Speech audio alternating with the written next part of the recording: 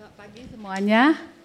Ya, pertama-tama saya mau mengucapkan terima kasih buat tim healing yang sudah memberikan saya kesempatan pada pagi hari ini untuk memberikan kesaksian. Oke, saya mulai dari tahun 2011. Jadi tahun 2011 itu saya mulai mengalami masalah gitu loh dalam tubuh saya. Kalau disebut apa gejalanya, semua gejala saya rasakan. Jadi kalau saya mau sebutkan satu-satu mungkin panjang ya. Namun ada satu yang cukup berat buat saya. Saya setiap hari sesak napas. Jadi saya sampai nggak bisa napas gitu loh. Akhirnya periksa ke dokter dan disuruh untuk cek gitu. Tapi sebelum waktu mengecek, dokter menduga gitu ya, dia baru menduga. Dia bilang kamu kemungkinan kena yang namanya satu penyakit yaitu miastenia gravis. Miastenia gravis itu adalah salah satu penyakit autoimun. Dan itu menyerang otot ceritanya. Jadi kalau gejala dari penyakit itu karena dia menyerang otot pernapasan, jadi saya merasa sesak katanya, kamu sesak napas katanya. Tapi masih dicek dulu katanya. Nah, saya mulai dengan pengecekan namanya pemeriksaan dengan elektromiogram. Nah, itu pemeriksanya itu pengalaman yang benar-benar nggak menyenangkan. Serem saya ngejalaninnya. Karena dia mau mengecek untuk mengetes apakah listrik otot gitu loh istilahnya. Jadi ada seperti aliran listrik yang disambungkan gitu loh. Jadi seperti kita disengat sama listrik gitu. Nah itu pengalaman yang menyeramkan. Sesudah hasilnya keluar, dokternya mengatakan bahwa ya kamu kena miastenia gravis katanya. Kemudian dia berkata sebelum kamu maksudnya dia perlu pembuktian gitu loh. Kamu perlu cek darah, dia bilang seperti itu. Kamu masih ngecek darah, tapi di Jakarta nggak ada. Jadi butuh darah itu dibawa ke luar negeri untuk diperiksa. Sambil menunggu kurang lebih 1 bulan, saya berdoa. Saya percaya bahwa saya nggak apa-apa. Saya bilang, Tuhan saya percaya saya nggak apa-apa. Waktu hasilnya keluar, puji Tuhan saya nggak apa-apa. Berarti saya nggak kena penyakit tersebut. Namun, semua gejala yang ada dalam tubuh saya itu nggak hilang. Apa semua saya rasakan, saya pindah dari satu dokter ke dokter yang lain, terus menerus seperti itu. Sampai pada satu titik saya nggak bisa bekerja. Saya bilang saya putuskan untuk berhenti bekerja. Sebenarnya itu berat untuk saya karena pada awal saya sakit, itu pengobatan itu adalah saya dapat pengobatan dari kantor. Jadi tahun pertama itu saya ingat banget itu 1 tahun limit untuk kesehatan itu habis dipakai. Malahan kurang lagi, saya mesti tambah dengan biaya sendiri. Jadi kalau saya berhenti, saya berpikir, wah pengobatannya mahal nih, seperti itu. Namun mau nggak mau mesti berhenti gitu, karena saya udah nggak bisa bekerja. Kemudian saya mulai berhenti kerja, saya mulai di rumah aja, nggak ngapa-ngapain ya. Kalau di rumah, saya mulai istilahnya mendekatkan diri lah kepada Tuhan. Jadi banyak hal-hal yang rohani yang dilakukan, ya berdoa lah, berpuasa, ke gereja. Malahan saya ingat waktu saya nggak bisa tidur setiap malam, saya itu pelayanan gitu loh hari Minggu di gereja. Nah, saya sempat merasakan membaik gitu loh. Jadi saya sempat beraktivitas membaik, tapi nggak lama. Tahun 2016, saya merasakan lagi gejala yang saya rasakan pada waktu awal-awal itu kembali lagi. Jadi saya tiba-tiba merasakan saya mau pingsan gitu. Dan akhirnya ya terpaksa harus periksa dokter lagi gitu. Walaupun sebelumnya pada waktu periksa dokter itu sesudah dokter mengatakan bukan miastenia gravis, dokter tidak menemukan penyakitnya apa. Kemudian akhirnya periksa lagi. Teman mengenalkan saya kepada dokter spesialis autoimun. Gitu. Dia bilang melihat gejalanya kayaknya autoimun nih katanya. Terus akhirnya dicek, diperiksa. Saya berdoa, sama, saya berharap tidak terkena lagi penyakit seperti yang pertama. Tapi kali ini hasilnya berbeda gitu loh.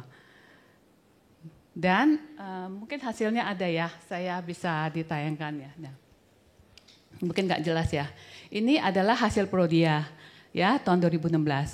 Waktu terima hasilnya ini saya nggak ngerti bacanya gimana. Karena nggak jelas gitu kan ya, ada list autoimunnya tapi yang mana kita nggak tahu. Jadi pada waktu balik ke dokter, dokter melingkari. Itu Sjogren syndrome ya, 2 Sjogren syndrome. Nah, dokter mengatakan saya kena Sjogren syndrome ya. Salah satu penyakit autoimun adalah penyakit yang menyerang kelenjar air liur dan air mata. Saat itu, tahun yang sama 2016 itu, saya waktu dokter mengatakan kamu nggak bisa sembuh. Waktu dokter mengatakan nggak bisa sembuh, saya bertanya sama Tuhan. Saya bilang, Tuhan, dosa saya ini apa ya? Kok saya bisa kena penyakit seperti ini dan nggak bisa sembuh gitu. Tapi saya bertekad bahwa saya akan sembuh. Saya percaya bahwa saya bisa mendapat kesembuhan dari Tuhan. Walaupun saya belum tahu caranya seperti apa.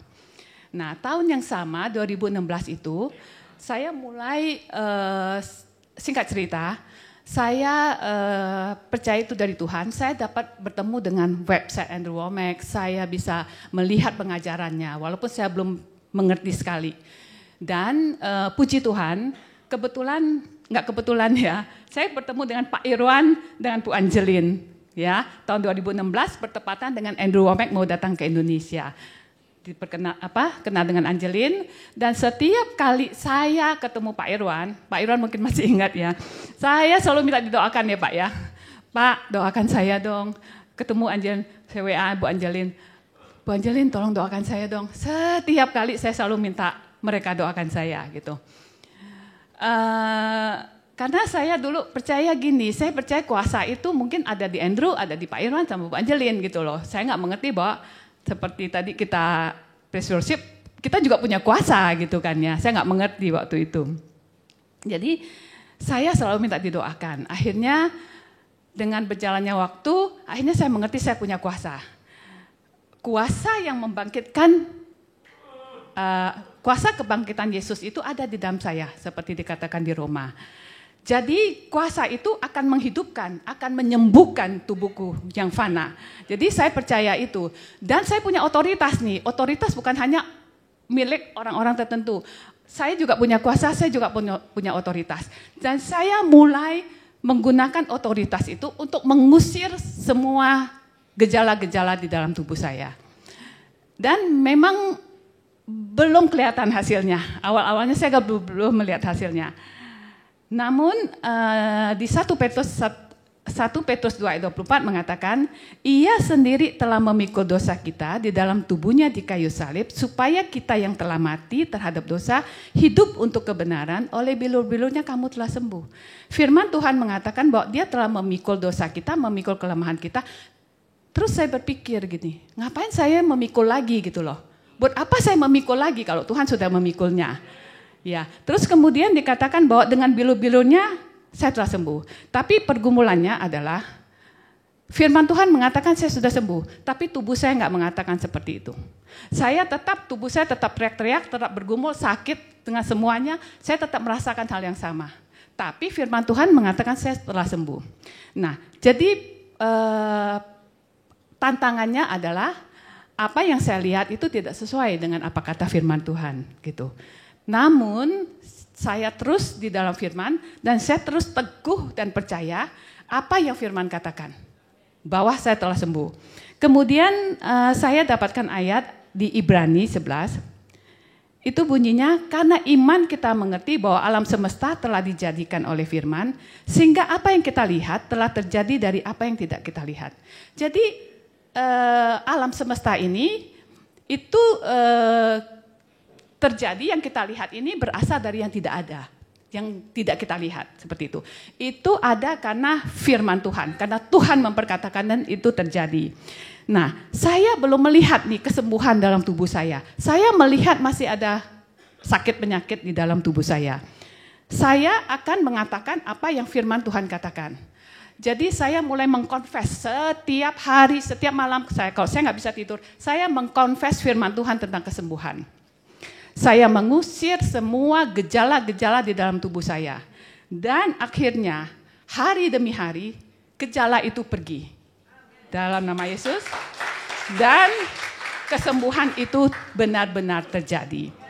Oke. Terus saya ada satu ayat lagi yang saya diberkati. Di Bilangan 23 ayat 19. Dikatakan Allah bukanlah manusia sehingga ia berdusta. Bukan anak manusia sehingga ia menyesal. Masakan ia berfirman dan tidak melakukannya atau berbicara dan tidak menepatinya. Jadi Tuhan bukan manusia, bukan anak manusia. Tuhan tidak berbohong dan Tuhan tidak berdusta.